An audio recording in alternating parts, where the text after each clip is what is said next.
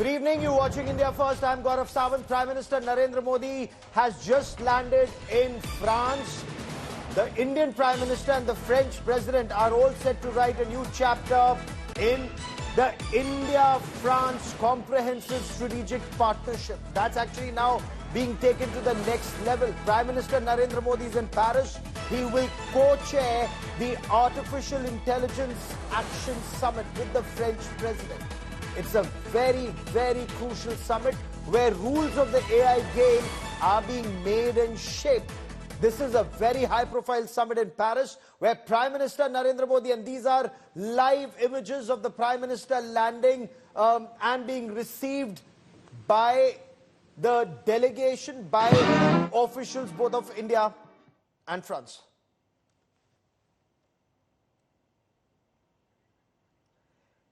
It's a ceremonial guard of honor for the Prime Minister of India. It's a tri-services guard of honor that's been given to the Indian Prime Minister as his aircraft lands at the Charles de Gaulle Airport in Paris.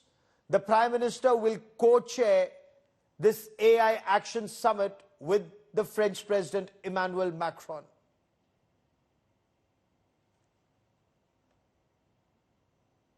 German Chancellor Olaf Scholz, US Vice President J.D. Vance, the Chinese Vice Premier Zhang Guoqing. They're among some of the top global leaders who will be on the high table discussing the impact of artificial intelligence on global security, on economics, and on governance.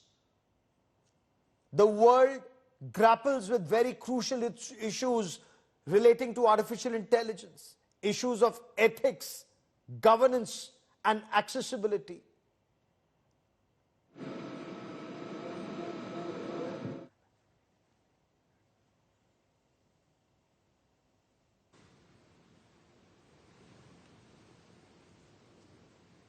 And these are images of Prime Minister Narendra Modi being welcomed in Paris.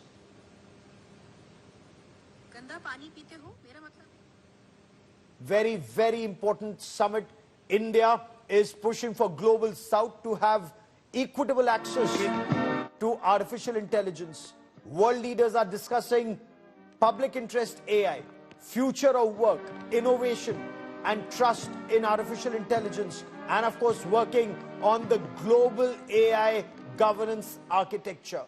And for the benefit of viewers who are joining us, India has a 10,371 crore AI mission, artificial intelligence, both Make in India and Make for India. Incidentally, Prime Minister Narendra Modi's visit to France is huge, not just on the AI Action Summit front that India co-chairs, where rules of the game are being framed, but also on the bilateral front, where a major focus will be on procurement of 26 Rafale Marines.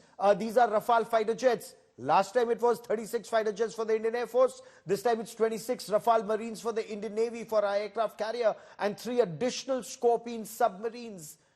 Let me quickly cut across to India Today's Foreign Affairs editor Geeta Mohan joining us for more on this. Geeta, we have a very, very important bilateral summit that's coming up with France, a very close strategic partner. But let's first talk about the Artificial Intelligence Summit that India co-chairs that shows how significant, one, AI rules that are being framed out for the entire world and India's role, Geeta.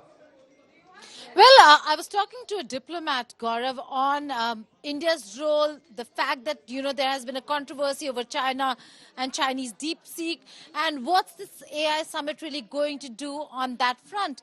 And he said the message is very clear. The fact that the Indian Prime Minister, that Prime Minister Narendra Modi is co-chairing this AI Action Summit in itself is a message, not just to the world, particularly to China, that there is collaboration, there is cooperation, that the West, that France seeks with India. And look at the lineup of people who are going to be there, leaders who are going to be there. We have the German Chancellor, the US Vice President, Chinese Vice Premier, and many others. So having China in the room also goes to show that they're looking at convergences and not just divergences. But it is going to be an important summit, and we'll have to wait and see what Prime Minister Narendra Modi has to say as co-chair of that very summit.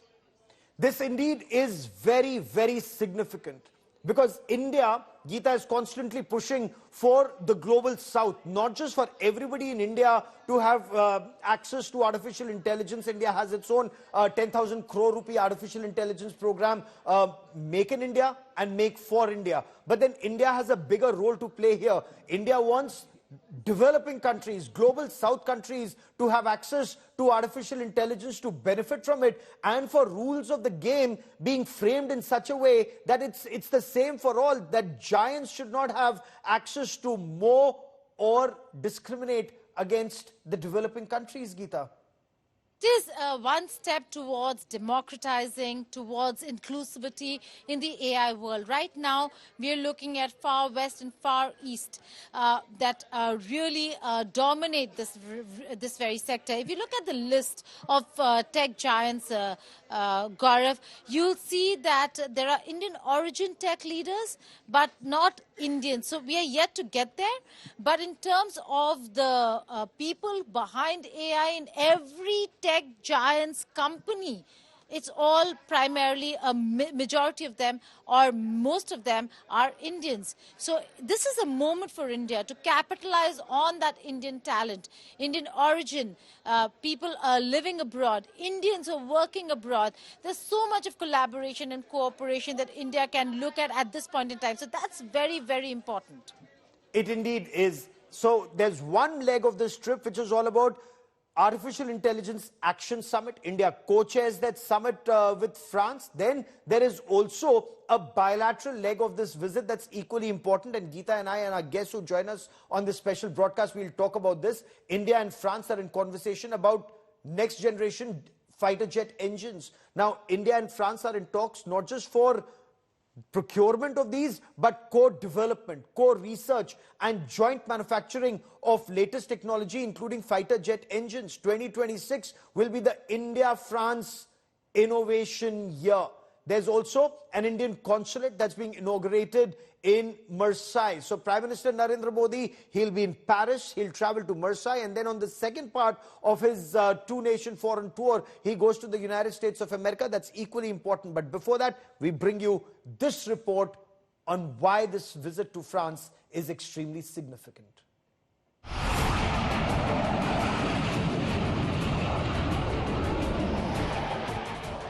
A deal for 26 Rafales M fighters for the Indian Navy.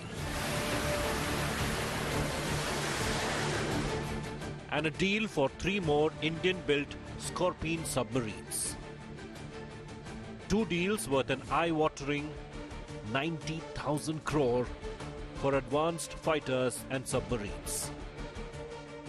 Is what's on the table when Modi arrives in France. Modi is attending the Artificial Intelligence Action Summit in Paris. But the real meat of the visit are his discussions with the French President to finalize the 2 critical defense deals. The Indian Navy, which currently operates Russian MiG-29K deck-based fighters, is set to enhance its capabilities with the much more advanced Rafale M, a jet specifically designed for fast-paced naval operations. The new jets will operate from both of India's aircraft carriers, INS Vikrant and INS Vikramaditya. Meanwhile, the 3 Scorpene-class submarines follow 6 that have already been built under license at Mumbai's Mazagaon dock. The last of the 6 INS Vakshir entered service in the presence of the Prime Minister in Mumbai last month.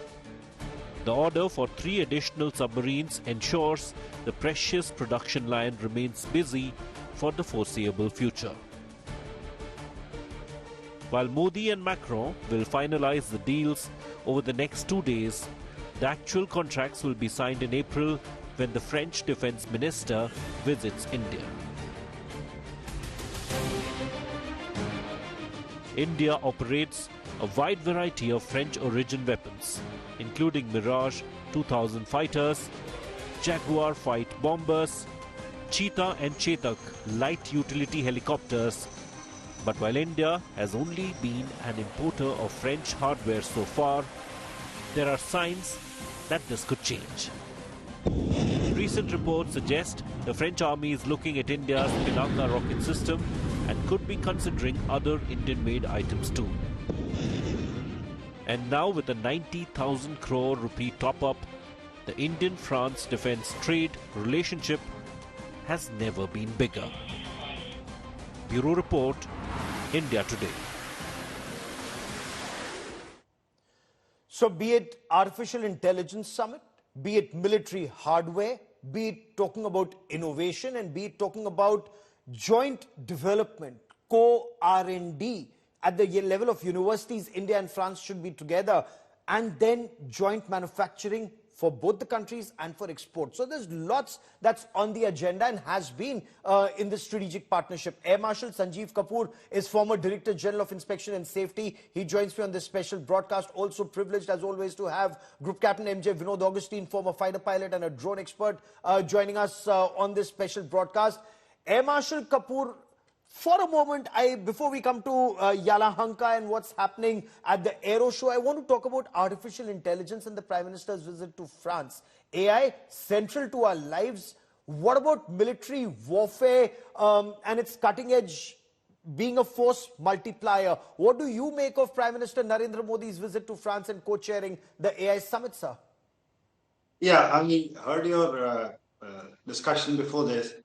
More than artificial intelligence, this visit is so important that he wants to capsulate the tech expertise which the France has. It includes nuclear also. Yes. If you recall, when European Union was collecting, a lot of European countries did away with the nuclear power stations, including Germany, Belgium, and others. But France retained. Now, with artificial intelligence linked, there's going to be a massive requirement for creating the GPUs, the energy sources, which will require all the storage. So, combined with it, and the AI usage has been seen to a great extent in both Israel, Hamas, and Iran conflict, and also in Russia, Ukraine. And we always thought the wars are going to be short and swift. But both these conflicts have told us that it could prolong for a long period. So if you have to push your forces to be on the battlefield for years together, we obviously need some sort of an artificial intelligence combined with our weaponry.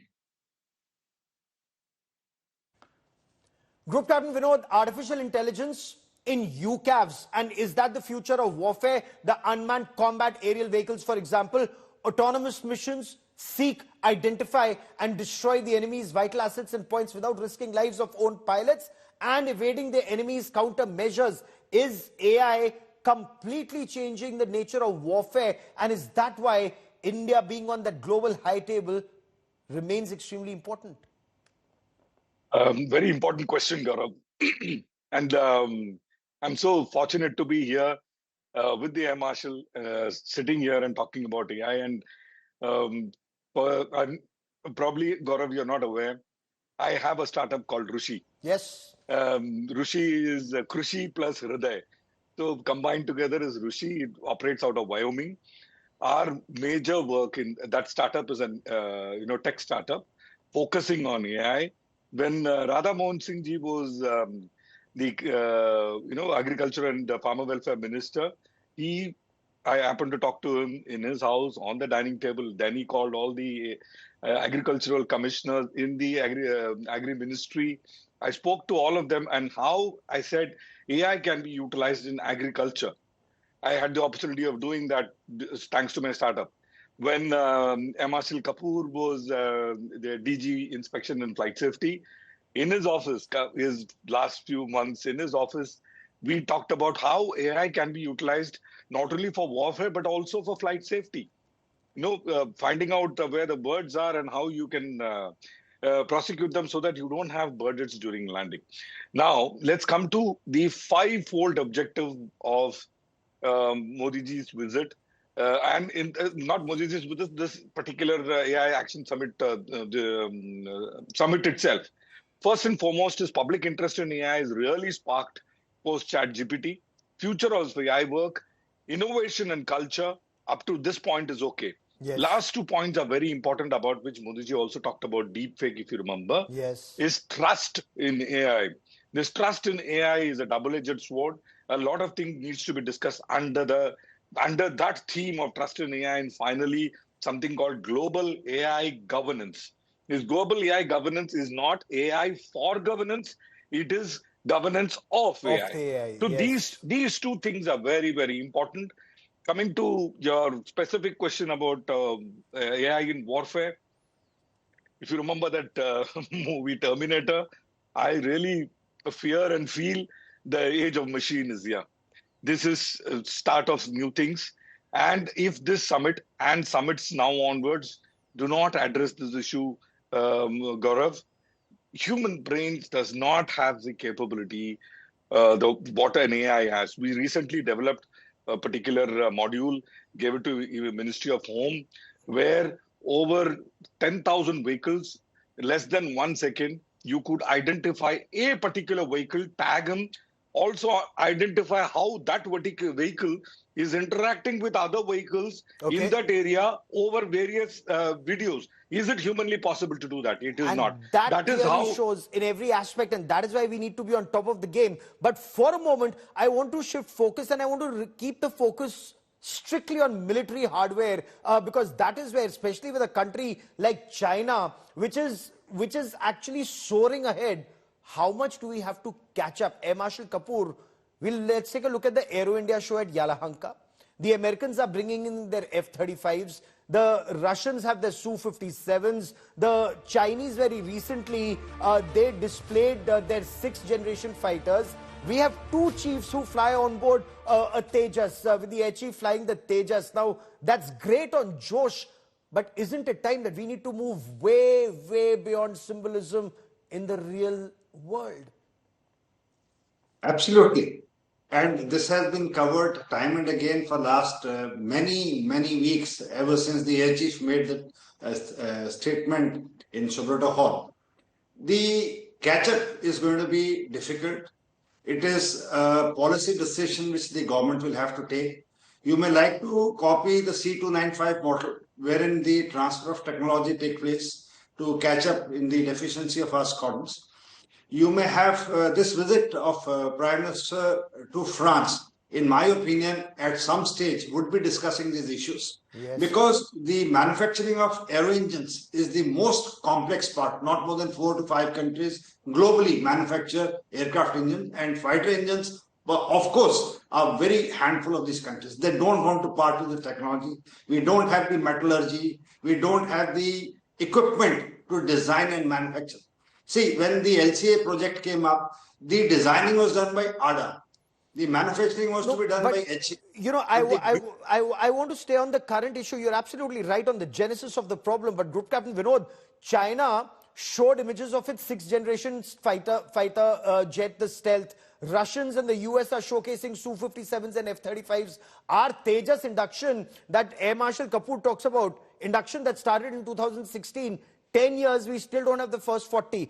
Before we move on, briefly, listen into the Air Chief. Listen in to Air Chief Marshal A.P. Singh talking about how huge the crisis that India faces is. Listen in.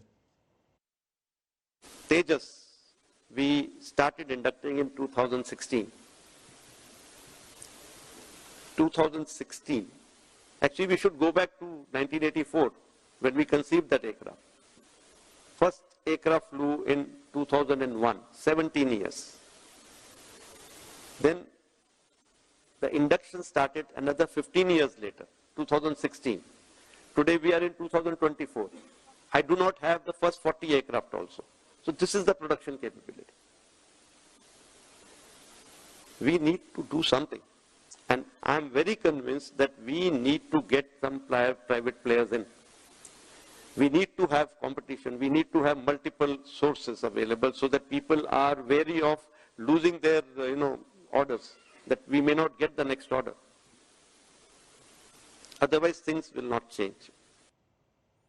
Air Marshal Kapoor, Atmanirbhar Bharat in defense, it's a cherished goal, it's a desired goal, but given our depleting squadron strength and given China's numbers, so where do we have our 4 squadrons of LCA Mark 1A, 4 squadrons of LCA Mark 2, our AMCAR, advanced medium combat aircraft? That's still a mock-up at Yalahanka. So 6 squadrons of AMCAR may be a pipe dream. So what's the solution as the squadron strength depletes? I was coming to that in my last discussion. The problem is aero engine. We developed Kaveri. It was developed by DRDO. The reheat part of this engine did not take off. So there again, HL also had to start looking for some engine which could fit into this airframe, and then we reached this American 404 and 414. By the way, 414 is designated to be fitted in Mark 2s and also in AMCA. Yes. But the whole problem is we are dependent on a foreign company to give us these engines. Till our nation decides to manufacture own aero engines, for which France is one country. I just tweeted this morning that amongst the NATO countries, the country which could collaborate the best with India today is France.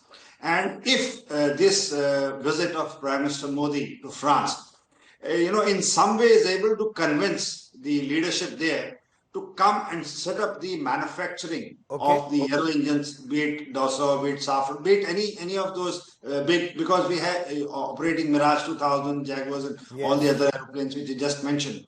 If the production line for the aero engines could come, and in the meanwhile, while this is set, we could procure the tested Rafales, which India has already taken from them, and cover up this gap, and then work.